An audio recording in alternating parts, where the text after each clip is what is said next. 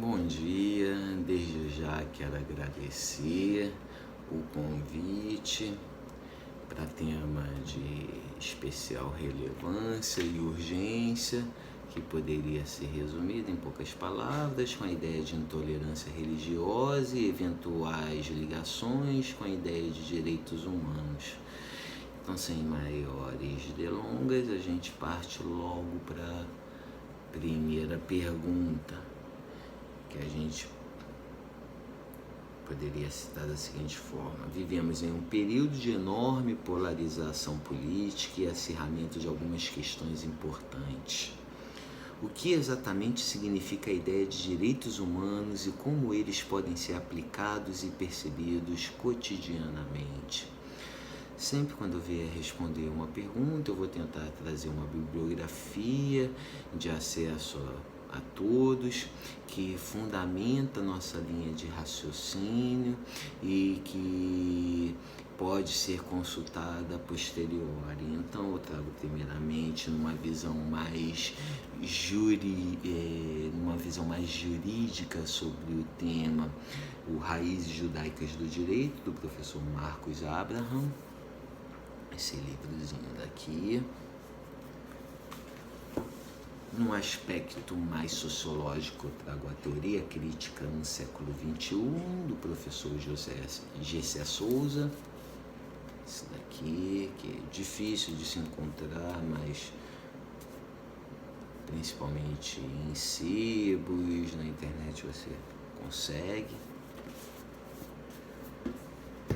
E o Decolonialidade e Pensamento Afrodiaspórico, do professor Ramon Grossfogel, como organizador também.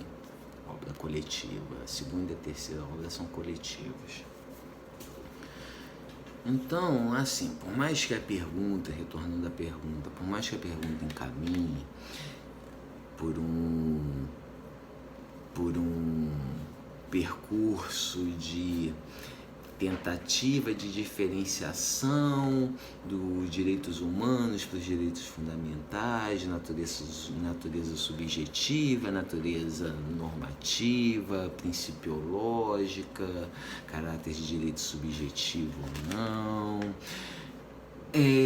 Por mais que esse pudesse ser o caminho percorrido, inclusive para alguém com formação jurídica, creio que o problema que se impõe neste exato momento é de problematizar os fundamentos dos direitos humanos. Em que sentido? Se os direitos humanos têm uma clara, e isso até Bobbio reconhece no seu livro A Era dos Direitos, tem uma clara influência judaico-cristã como um instrumento que tem suas bases em uma cosmovisão, pode ser a resposta para problemas que decorrem justamente pela presença de múltiplas cosmovisões de mundo. Então, até que ponto a questão da intolerância religiosa pode ser respondida a partir de uma visão de direitos humanos? É isso, esse é o ponto a que eu quero chegar. Há quem vá sustentar que os direitos humanos, desde o iluminismo, encontra-se assentado em certa racionalidade, aonde foi separado de forma perfeita um fundamento teológico de uma racionalidade, de um fundamento racional, aonde a razão se explicaria todas as coisas, aonde o próprio mundo jurídico seria fundamento para os seus instrumentos, numa racionalidade universal, numa racionalidade imparcial. Ocorre que já está reconhecido por inúmeros estudiosos de que as coisas não são bem assim. O próprio Kant, ele não nega a existência de um aspecto metafísico.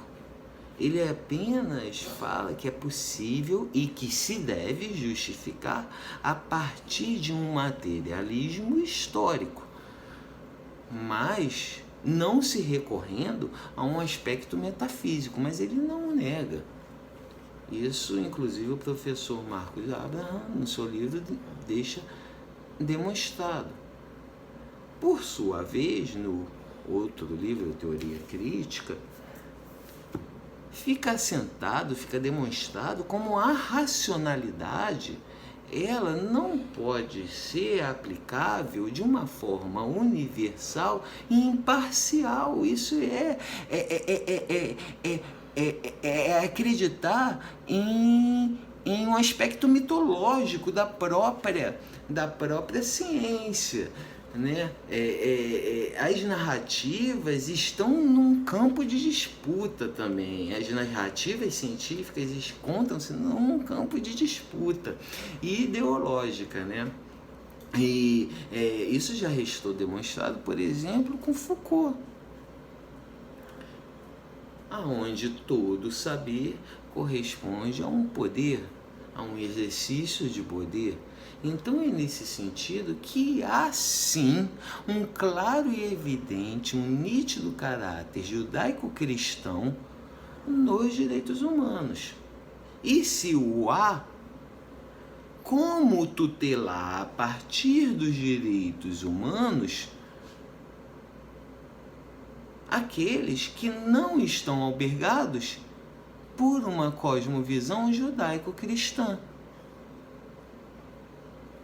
Se a gente for pensar, inclusive a própria ideia de dignidade humana que fundamenta os direitos humanos, como Bob fala, os direitos humanos eles têm um caráter tautológico. Os direitos humanos são um rol de direitos que existem pela especial condição e muito peculiar do vivente, que seria esse aspecto de humanidade, uma racionalidade que permite a sua autodeterminação. E por causa dessas características existiria um rol que tutelaria essa especial condição. Essa ideia de dignidade decorre de uma visão de homem à imagem e semelhança de Deus, que está previsto na Torá, que está previsto na Bíblia cristã. E como tutelar aqueles que não se encontram albergados por essa própria ideia de dignidade. Porque se o homem é imagem e semelhança de Deus, então ele deve ser protegido, porque ontologicamente ele é divino. E ele é a semelhança de Deus quanto mais exercita os mandamentos divinatórios. Então, todos aqueles que não o exercitam são menos dignos, ou seja, menos legítimos ao exercício dos direitos humanos.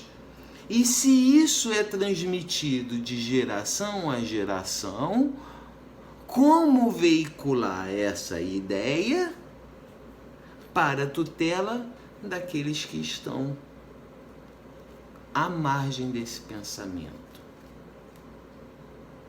Acho que esse é o problema a ser indargado.